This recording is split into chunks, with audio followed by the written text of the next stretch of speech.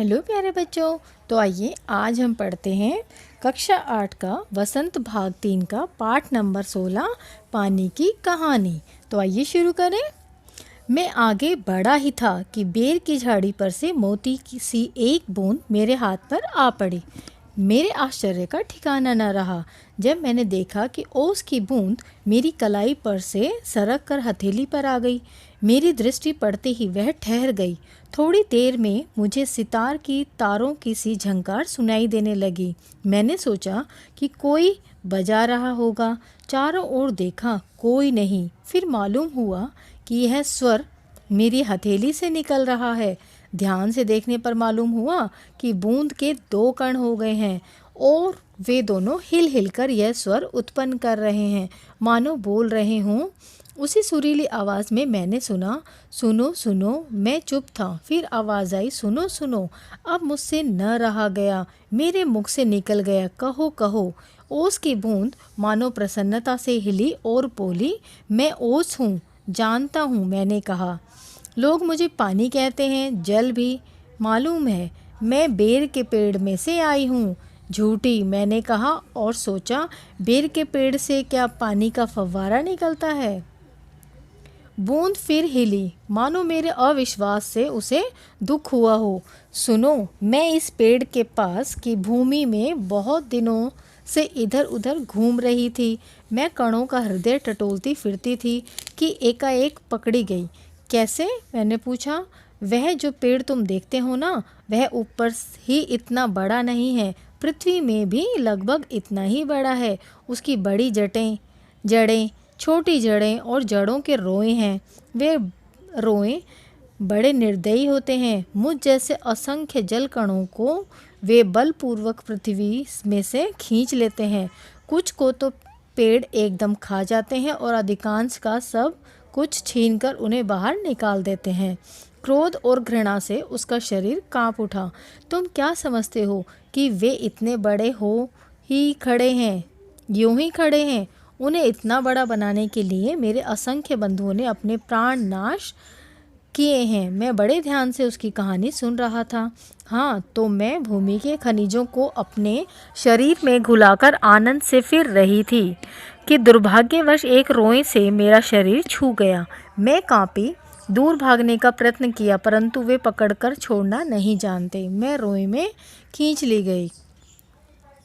फिर क्या हुआ? मैंने पूछा। मेरी उत्सुकता बढ़ गई थी। मैं एक कोठरी में बंद कर दी गई। थोड़ी देर बाद ऐसा जान पड़ा कि कोई मुझे पीछे से धक्का दे रहा है और कोई मानो हाथ पकड़कर आगे की ओर खींच रहा हो। मेरा एक भाई भी वहाँ लाया गया। उसके लिए स्थान बनाने के कारण मुझे दबाया जा रहा था। आगे एक और बूंद मेरा हाथ पकड़कर ऊपर खींच रही थी। मैं उन दोनों के बीच पिस चली। मैं लगभग 3 दिन तक यह सांसत भोगती रही। सांसत होता बच्चों मुश्किल। मैं पत्तों के नन्हे नन्हे छेदों से होकर जैसे तैसे जान बचाकर भागी। मैंने सोचा था कि पत्ते पर पहुंचते ही उड़ जाऊंगी, परंतु बाहर निकलने पर ज्ञात हुआ कि रात होने वाली थी और सूर्य जो हमें उड़ने की शक्ति देते हैं जा चुके हैं और वायुमंडल में इतने जल कण उड़ रहे हैं कि मेरे लिए वहाँ स्थान नहीं है। तो मैं अपने भाग्य पर भरोसा कर पत्तों पर ही सिकुड़ी पड़ी रही। अभी जब तुम्हें देखा तो जान में जान आई और रक्षा पाने के लिए मैं तुम्हारे हाथ पर कूद पड़ी। इस दुख और भावपूर्ण कहानी का मुझ पर प्रभाव पड़ा। मैंने कहा, जब तक तुम मेरे पास हो कोई पत्ता तुम्हें न छू सकेगा। भैया, तुम्हें इसके लिए धन्यवाद है। मैं जब तक सूर्य न निकले तभी तक रक्षा चाहती हूँ। उनका दर्शन करते ही मुझ में उड़ने की शक्ति आ जाएगी। मेरा जीवन विचित्र घटनाओं से परिपूर्ण है। मैं उसकी कहानी तुम्हें सुनाऊंगी तो तुम्हारा हाथ तनिक भी न दुखेगा। अच्छा, सुनाओ। बहुत दिन हुए मेरे पुरखे हद्रजन यानी कि हाइड्रोजन और ओसजन यानी कि ऑक्सीजन नामक 2 गैसें सूर्यमंडल में लपटों के रूप में विद्यमान थी।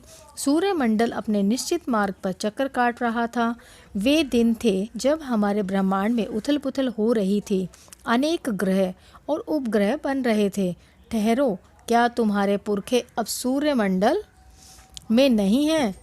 हैं उनके वंशज अपनी भयावह लपटों से अब भी उनका मुख उज्जवल किए हुए हैं। हाँ, तो मेरे पुरखे बड़ी प्रसन्नता से सूर्य के धरातल पर नाचते रहते थे।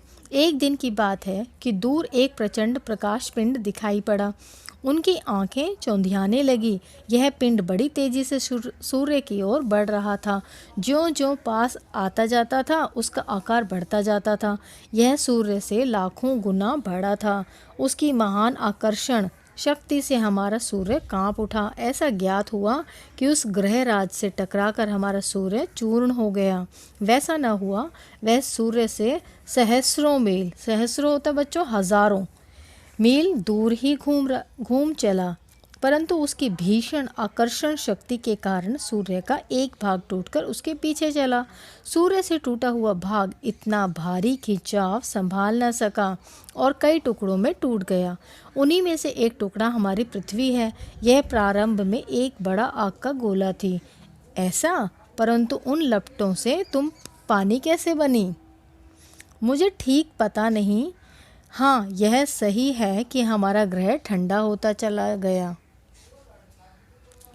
और मुझे याद है कि अरबों वर्ष पहले मैं हाइड्रोजन और ओजोन के रासायनिक क्रिया के कारण उत्पन्न हुई हूँ। उन्होंने आपस में मिलकर अपना प्रत्यक्ष अस्तित्व गंवा दिया है और मुझे उत्पन्न किया है। मैं उन दिनों भाप के रूप में पृथ्वी के चारों ओर घूमती फिरती थी। उसके बाद न जाने क्या हुआ, जब मुझे होश आया तो मैंने अपने को ठोस बर्फ के रूप में पाया। मेरा शरीर पहले भाप रूप में था, वह अब अत्यंत छोटा हो गया था। वह पहले से कोई 17वां भाग रह गया था। मैंने देखा मेरे चारों ओर मेरे असंख्य साथी बर्फ बने पड़े थे। जहाँ तक दृष्टि जाती थी बर्फ के अतिरिक्त कुछ दिखाई न पड़ता था। जिस समय हमारे ऊपर सूर्य की किरणें पड़ती थी तो सौंदर्य बिखर पड़ता था। हमारे कितने साथी ऐसे भी थे जो बड़ी उत्सुकता से आंधी में ऊंचा उड़ने, उछलने कूदने के लिए कमर कसे तैयार बैठे रहते थे। बड़े आनंद का समय रहा होगा वहाँ। बड़े आनंद का? कितने दिनों तक? कई लाख वर्षों तक। कई लाख? हाँ, चौंको नहीं।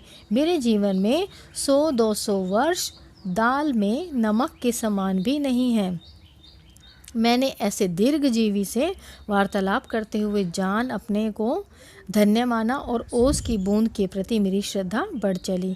हम शांति से बैठे एक दिन हवा से खेलने की कहानियाँ सुन रहे थे कि अचानक ऐसा अनुभव हुआ मानो हम सरक रहे हों। सबके मुख पर हवाइयाँ उड़ने लगी। अब क्या होगा?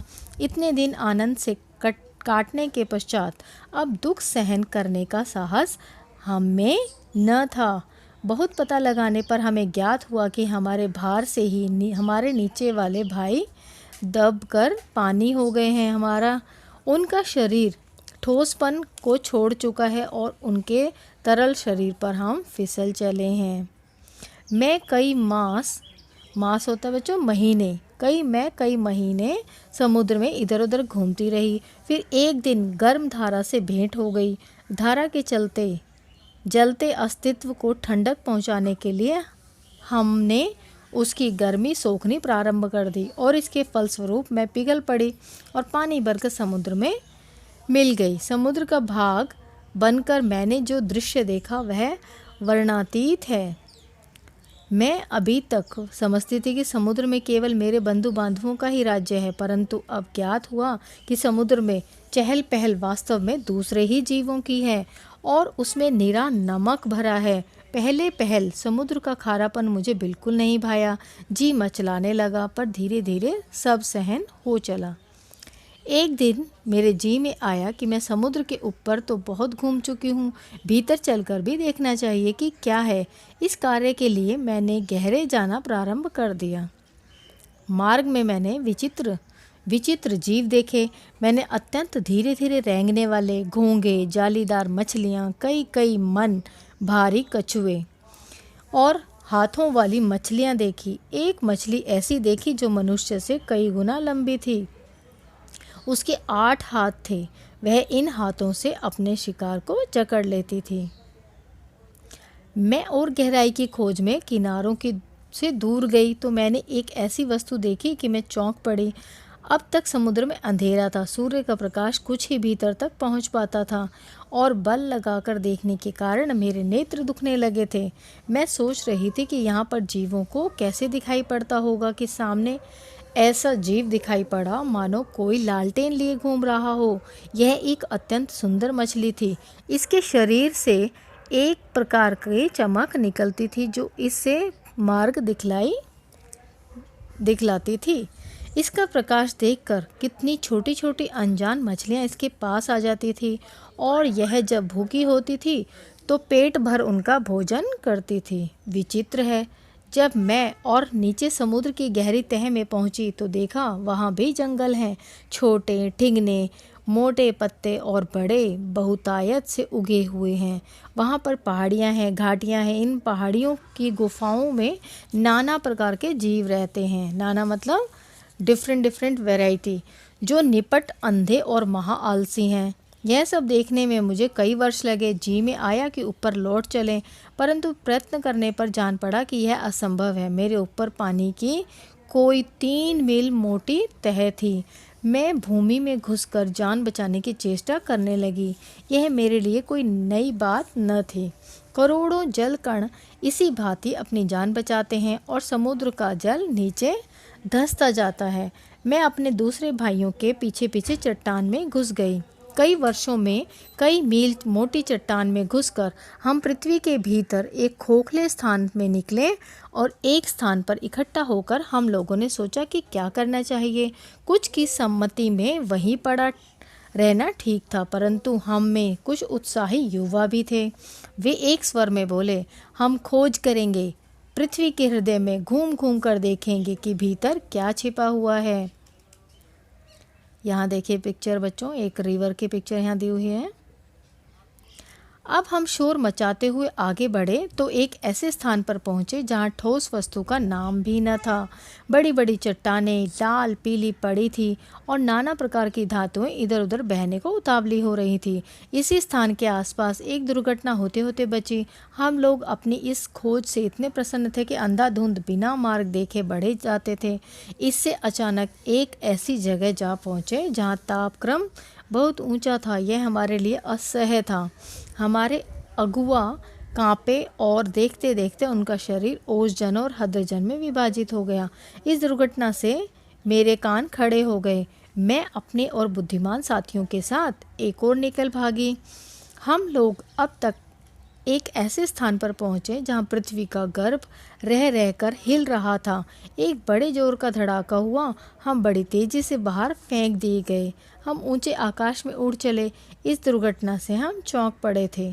पीछे देखने से ज्ञात हुआ कि पृथ्वी फट गई है और उसमें धुआं, रेत, पिघली धातुएं तथा लपटें निकल रही हैं। यह दृश्य बड़ा ही शानदार था और इसे देखने की हमें बार बार इच्छा होने लगी।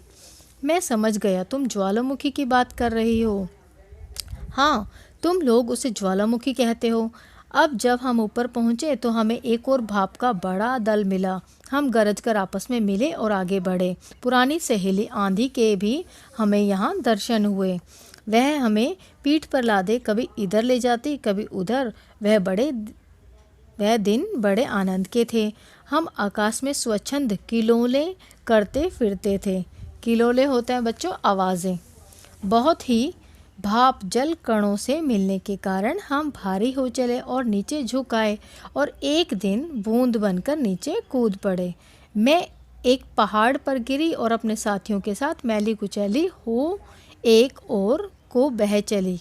पहाड़ों में एक पत्थर से दूसरे पत्थर पर कूदने और किलकारी मारने में जो आनंद आया वह भूला नहीं जा सकता। हम एक बार बड़ी ऊंची शिखर पर से कूदे और नीचे एक चट्टान पर गिरे।